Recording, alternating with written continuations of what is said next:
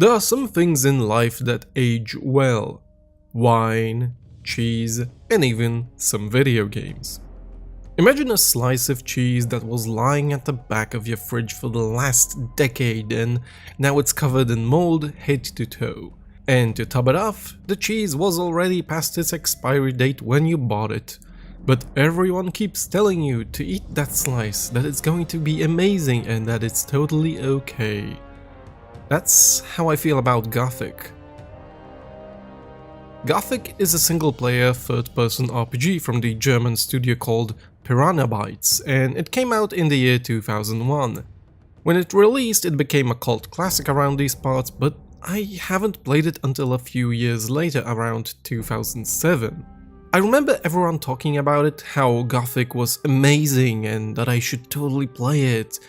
And I finally did, and I can't remember having fun. And since some of my friends are pestering me about Gothic and acting all surprised when I tell them I find the game to be a stinking pile of crap, I decided to give it another chance. So here's how my recent experience went down. First of all, running the game on a modern system is a pain without any community patches, and even with them it's never perfect. Big congratulations to Steam, which is selling Gothic and it doesn't even work out of the box, just crashes after choosing new game. Good job Steam with your quality assurance and making sure you don't sell broken products.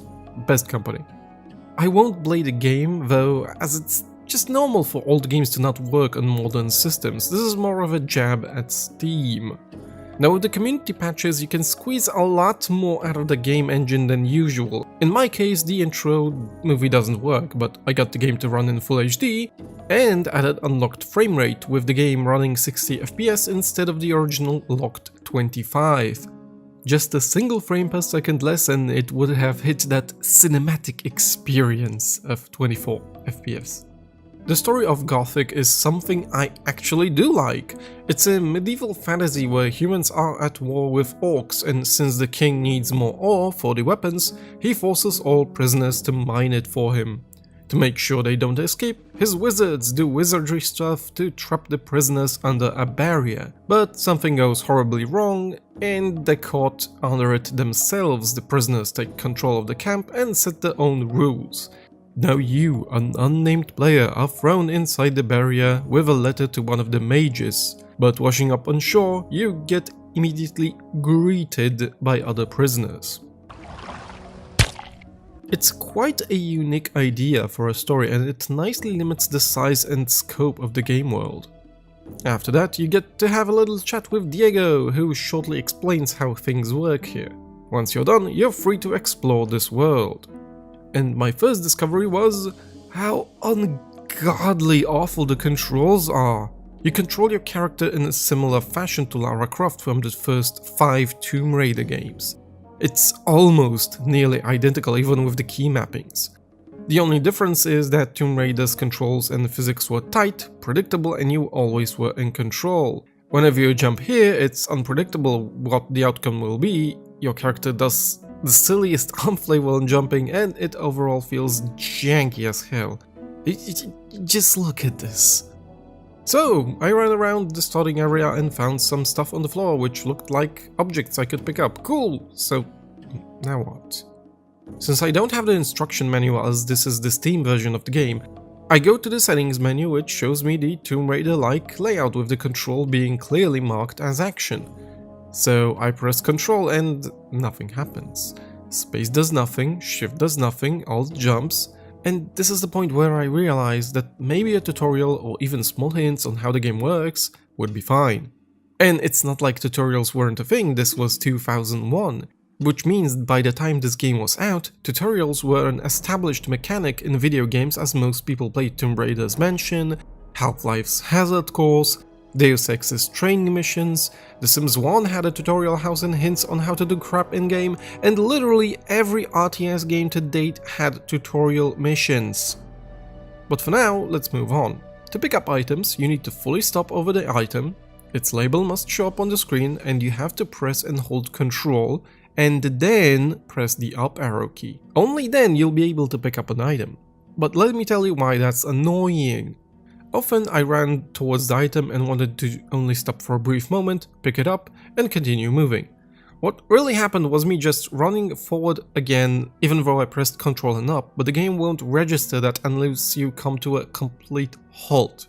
So I ended up doing a goddamn ballet of jumping back and forth until I bent over and picked up a single thing. And you remember how I just said moments ago that the label of the item needs to show up? Yep, just being close to the item doesn't count. Which sometimes means running around an item trying to find a sweet spot where the label does show up. And that's just the tip of the iceberg with the control issues. Okay, fine, so I move on with my life. And decide to go up the hill that's in the starting area. I jump, the physics freak out, and I'm stuck. Brilliant. And nope, not a single key works and I can't get unstuck.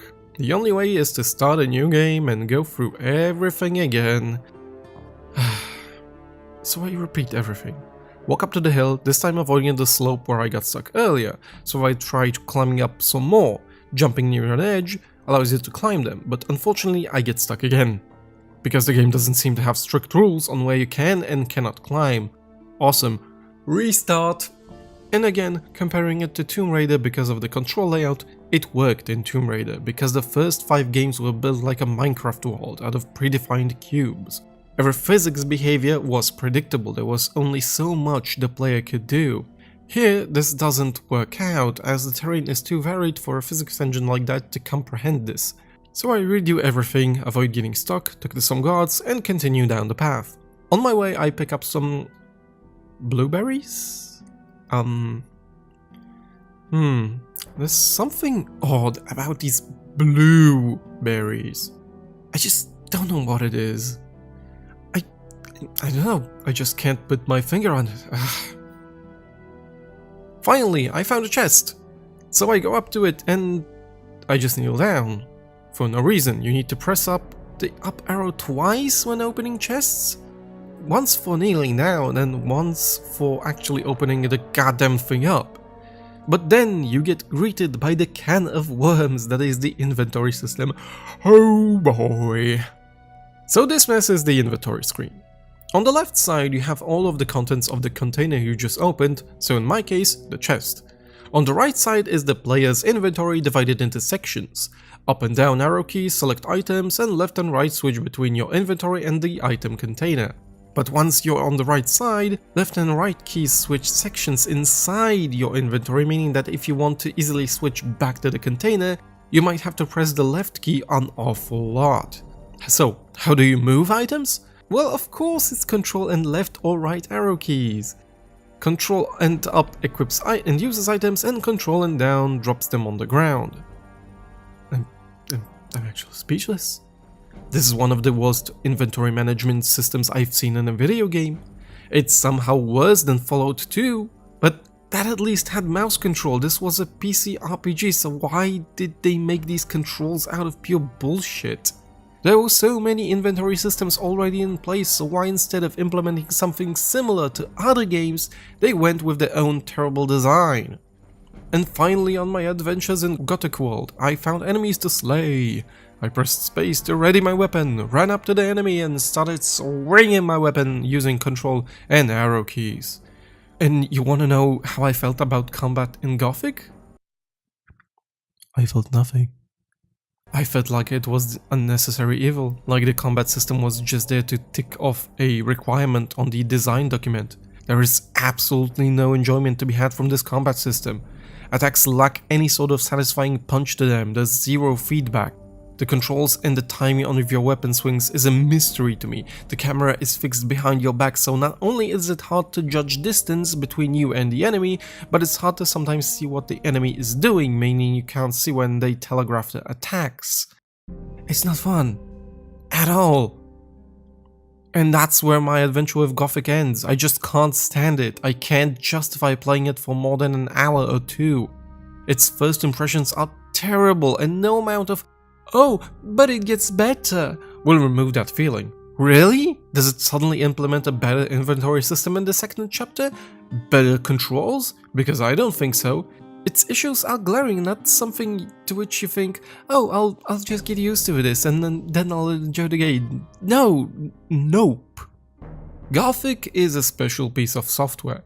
It was outdated the day it came out. There were far better gameplay designs already in use at the time, which is why I compare it to quite a few games. If this game came out a couple years earlier, like 96 or 97, I might have given it a pass. Dated controls, unpredictable and buggy physics, unsatisfying combat, and an awful user interface. If anything, the only thing that could possibly be enjoyable in the game is the game's story. But even the greatest of stories won't help if your game is absolute crap, covered in nostalgia which remembers the game for being better than it actually was. My name has been TRG and I've been having zero fun playing Gothic.